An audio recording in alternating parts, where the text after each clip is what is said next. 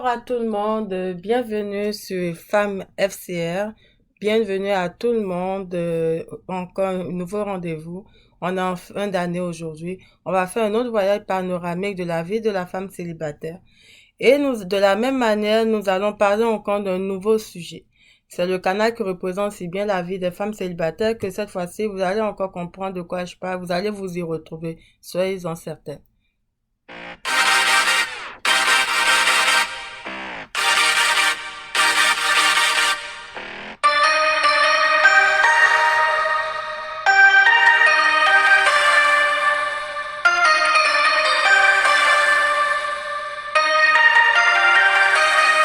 Alors, nous allons parler des fêtes de fin d'année, comment créer la magie, en fait, des fêtes, et aussi comment vous faire un bilan de toute l'année, ce qui s'est passé en bien, en mal, en joie, par rapport à votre santé, prendre de nouvelles résolutions, ça aussi, c'est faire de bons bilans.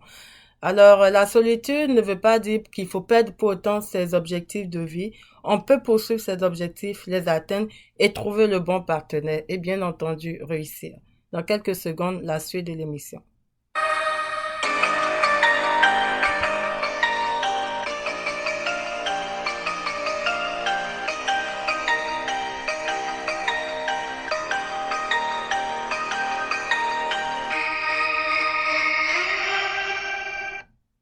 Bonjour à tout le monde, j'espère que vous allez bien, que vous préparez les fêtes d'année, les fêtes de fin d'année avec beaucoup d'enthousiasme, beaucoup de joie, malgré les conditions de solitude, qui bien entendu ne plaisent pas à tout le monde, mais qu'est-ce que vous voulez? Des fois, c'est juste une transition de courte durée, une transition de peut-être de moyenne durée, peut-être de longue durée, mais beaucoup de gens le prennent mal, il faut pas.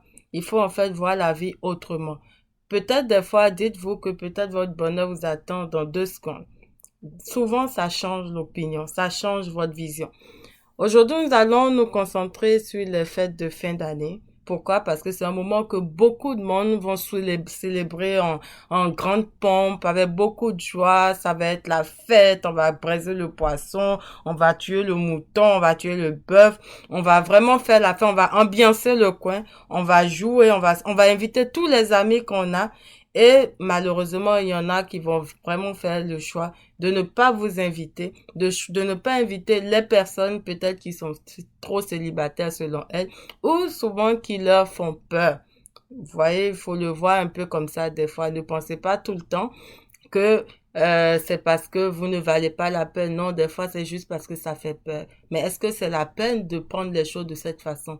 Moi, je vais vous montrer quelques codes secrets aujourd'hui pour vous expliquer qu'on n'est pas obligé de vivre ces moments de fête de fin d'année avec mélancolie.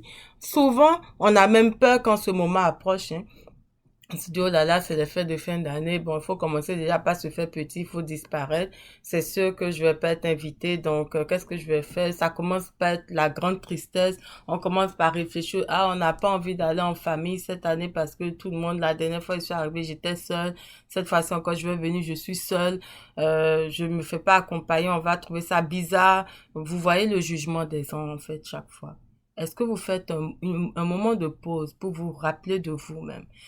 Souvent, c'est le moment où vous allez vous rendre compte que vous n'avez pas de famille. J'ai fait un article qui parle et qui dit clairement, vous êtes votre propre famille. Avant de fonder une famille, ce que tout le monde oublie la plupart du temps, il faut déjà être soi. Il faut s'associer avec quelqu'un. Et c'est là qu'on semble former une plus grande famille. Mais ça ne veut pas dire que vous n'êtes pas une famille.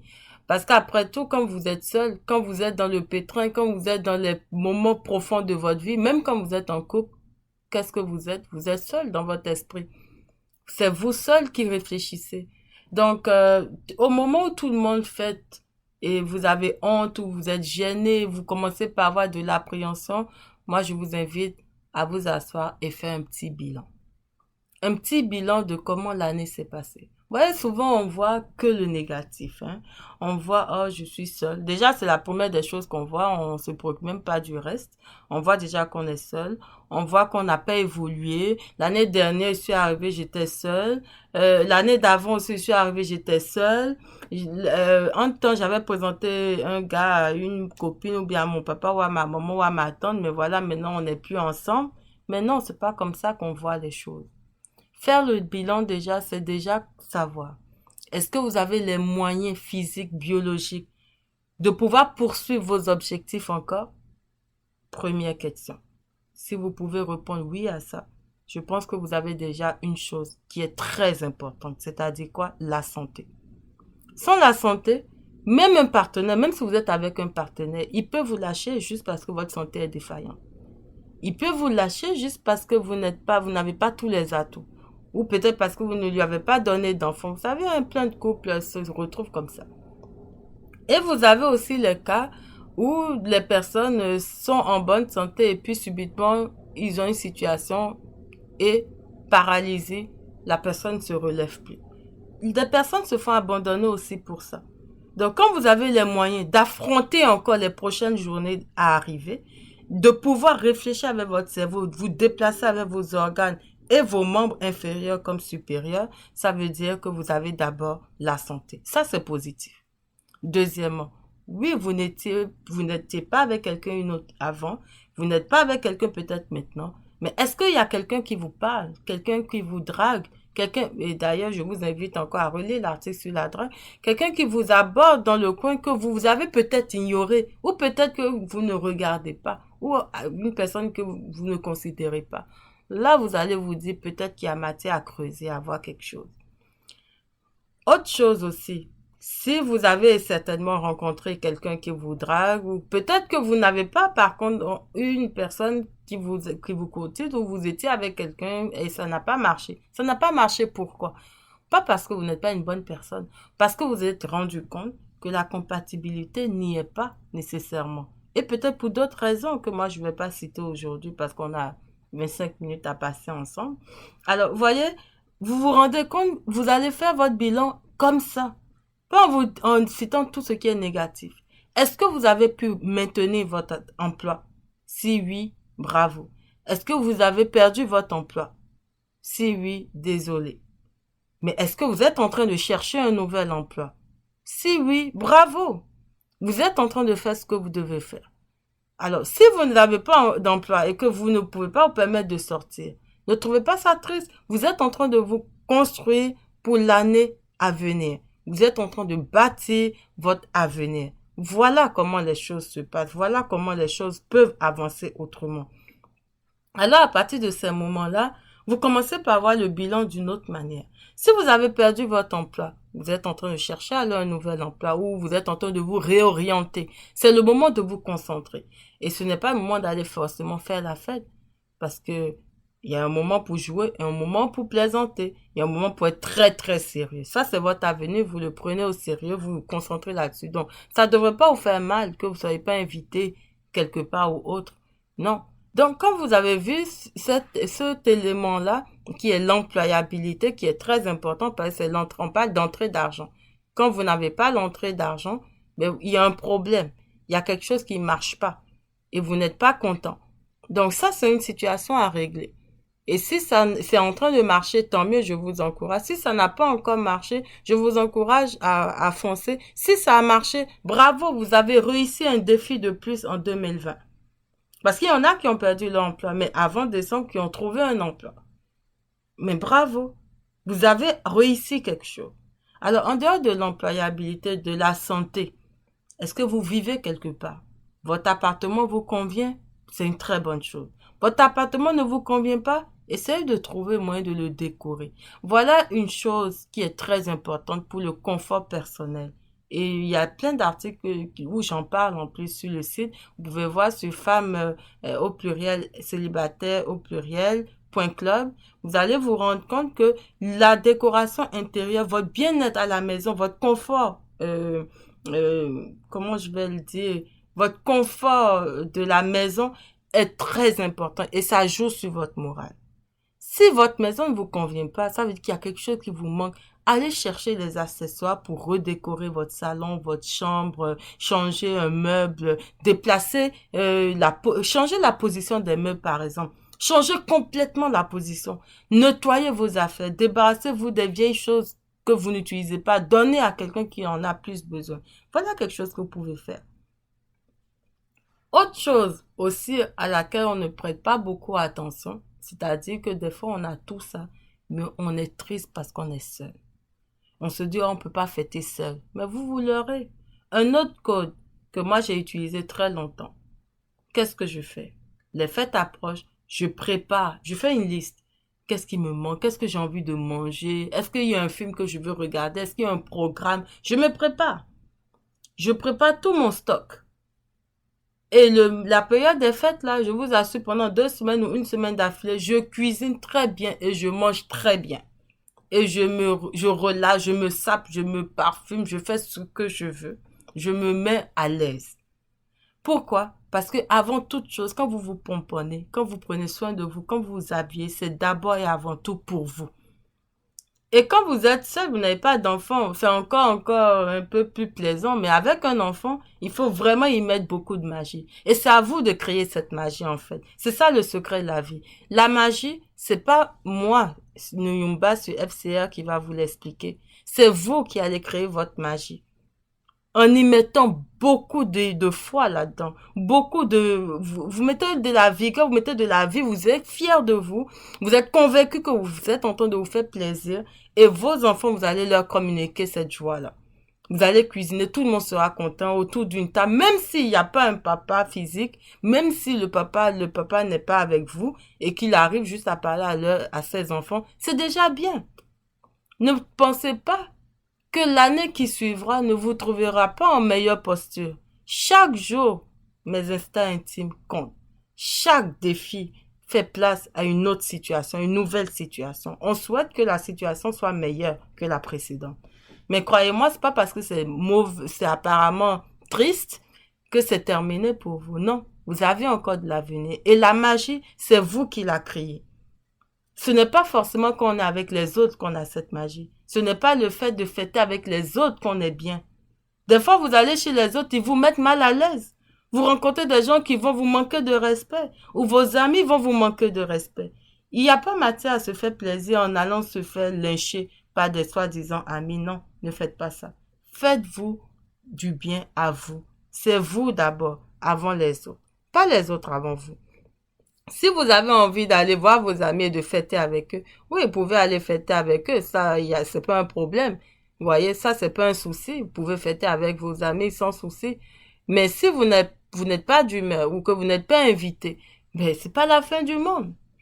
C'est pas la fin du monde. Croyez en vous.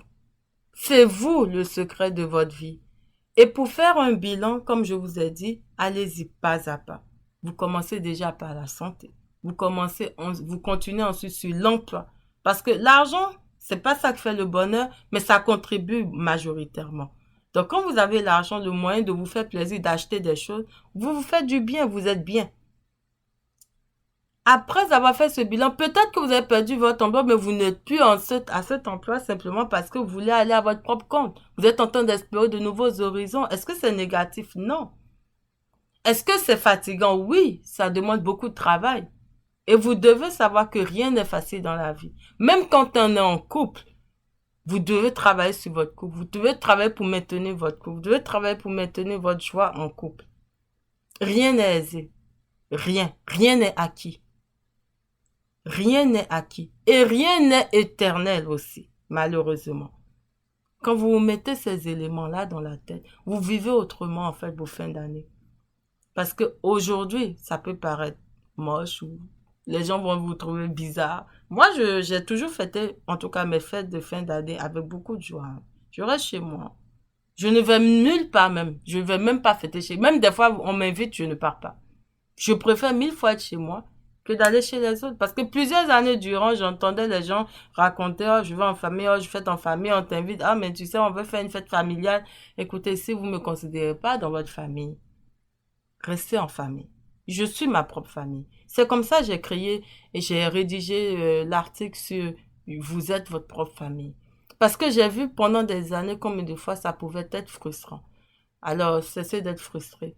Vivez la fin d'année autrement. En plus, 2020 était une année particulière. Particulière pour tout le monde. Il n'y a pas une personne qui l'a vécu autrement. Même Jeff Bezos et puis le créateur de la marque Tesla voiture, oui, ils ont eu beaucoup d'argent, beaucoup de succès, mais ils n'ont pas été plus heureux que ça.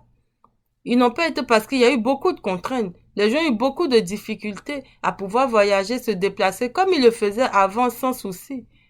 Alors, croyez-moi, vivre la solitude, ça s'apprend. Apprendre à vivre sa solitude vous permet de traverser les étapes, même les étapes de festivité importantes. Même votre anniversaire. C'est là, de la même manière qu'il vous fêtez ces moments particuliers de votre vie.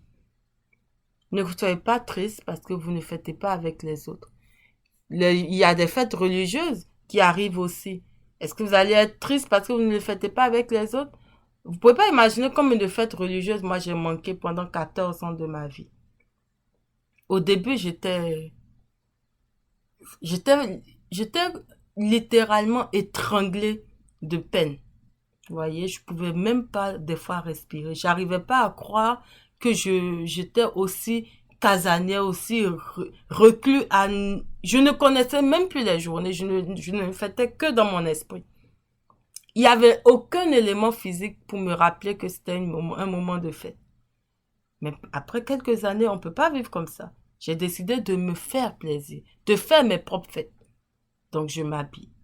En fonction du type de fête, je m'habille, je me fais plaisir, je cuisine, je fais un bilan, je crée la magie chez moi, je change mon habitation, je change mes draps, tout est colorié, je mets beaucoup de couleurs, ça j'ai beaucoup aimé ça, les couleurs, si vous êtes des fois pas de bonne humeur, mettez beaucoup de couleurs, vous allez voir que vous allez retrouver votre humeur. Mettez de la couleur, mettez de la vie dans votre vie. Et cette magie-là, c'est à vous de la créer. Et j'en parle parce que chaque fête de fin d'année, je suis sûre qu'il y a quelque part dans le monde une femme qui est en train de se morfondre parce qu'elle vit ce moment seule. Et il faut pas. Si vous connaissez une personne qui le vit comme ça, passez-lui le message, faites-lui écouter ce podcast, elle va se réveiller. Ce n'est pas parce que tu vis 5 fêtes de Noël, je donne un exemple, d'affilée, seule, que la 6e année, la 7e année, tu la vivras pas avec quelqu'un. Peut-être qu'actuellement, il y a quelqu'un qui te courtise, auquel tu n'accordes pas d'attention. Peut-être il y a quelqu'un avec qui tu es en train de parler, mais vous êtes en train d'apprendre à vous connaître. Tu peux pas l'inviter, tu peux pas accepter même qu'il t'invite peut-être en cette fête de fin d'année. Je donne un exemple parce que toutes les formes de cas sont possibles dans le monde. Alors, vous n'allez pas vous tuer là, vous n'allez pas vous flageller, vous n'allez pas vous frapper, vous n'allez pas vous étrangler, vous n'allez pas être là en train de mourir, en train de pleurer avec une bouteille d'alcool à la main pour ça. Non, vous devez être en joie. Vous devez appeler peut-être des membres de la famille que vous connaissez ou bien des amis de longue date et raconter des histoires, parler et rire. Peut-être il y a quelqu'un qui s'est retrouvé aussi seul. Et puis voilà, vous allez partager ce moment. Ou vous allumez votre télévision, et puis vous faites après un bilan, vous cuisinez une nourriture qui vous fait plaisir, vous faites un bilan. Et vous n'oubliez pas de compter les mauvaises choses comme les bonnes choses qui sont cachées. Qui sont cachées. Je vous assure, mes instincts intimes, les bonnes choses, des fois, sont invisibles. Et quand on attire votre regard là-dessus, là, vous vous dites, oui, effectivement. Sans avoir la possibilité de marcher, de parler, de me déplacer, de me coucher, de courir, de boire de l'eau, d'aller me mettre à l'aise aux toilettes sans problème. Parce qu'il y a des personnes qui peuvent pas faire pipi comme nous normalement. Hein. Ils pissent dans des poches.